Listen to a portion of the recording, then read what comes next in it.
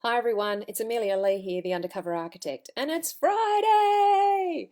You'll have to excuse me, I'm in my daggy Friday blogging gear, but I just wanted to quickly chat to you about kitchens and particular kitchen sinks.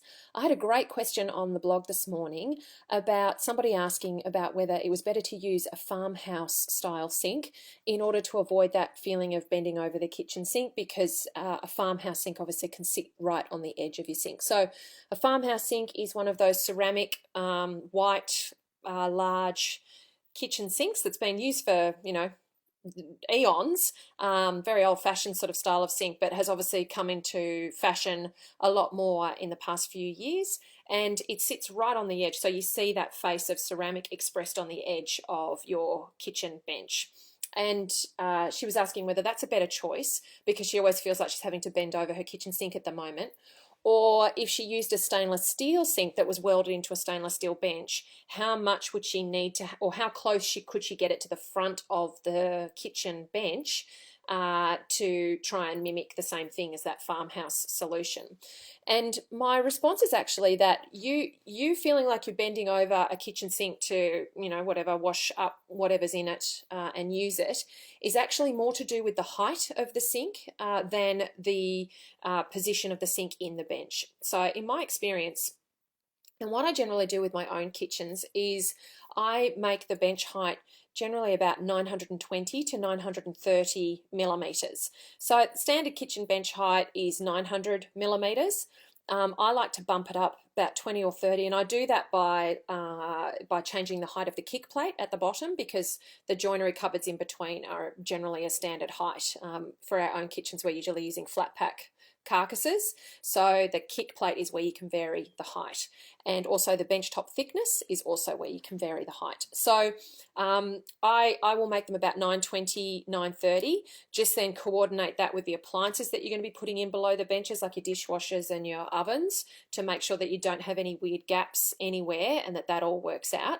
But what I find is that extra 2 to 3 centimeters can make a really big difference to how it feels to use in terms of bending over and it feeling a lot more functional. You're not having to sort of, you think of the difference when you use a bathroom vanity, for example, which is lower. Bathroom vanities are usually 800 millimeters or lower in height compared to a kitchen sink. It's a very different experience. Now in a bathroom it makes sense because you're bending over and spitting out, after you've brushed your teeth.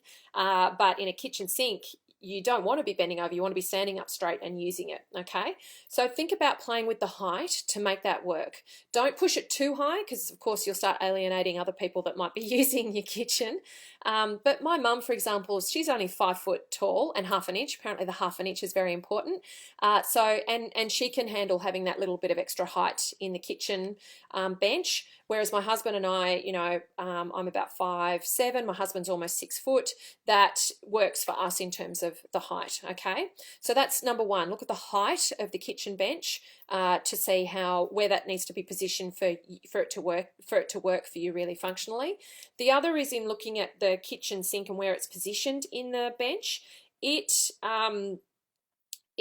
I generally allow a minimum of 5 centimeters or 50 mils from the front face of the bench top to where the cutout is for the sink. And that's just so that you've actually got enough material along the face edge there for finishing to occur neatly, for things not to be butting into each other. If you're doing a stainless steel welded in sink, it gives them enough room to be able to do all those edges neatly. If you're dropping in a sink to stone, it means that that will work well. If you're doing an undermount, you've got enough meat of the stone on the edge for that to not feel mean or for it to be delicate and potentially deteriorate over time.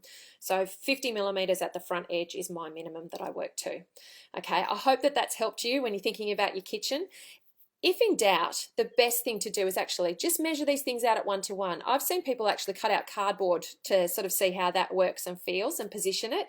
You're making big investments, so mocking something up and taking, a little bit of time to do that will actually help you feel much more confident as you move forward that you're making the right choices for these long-term decisions that you're going to be living with.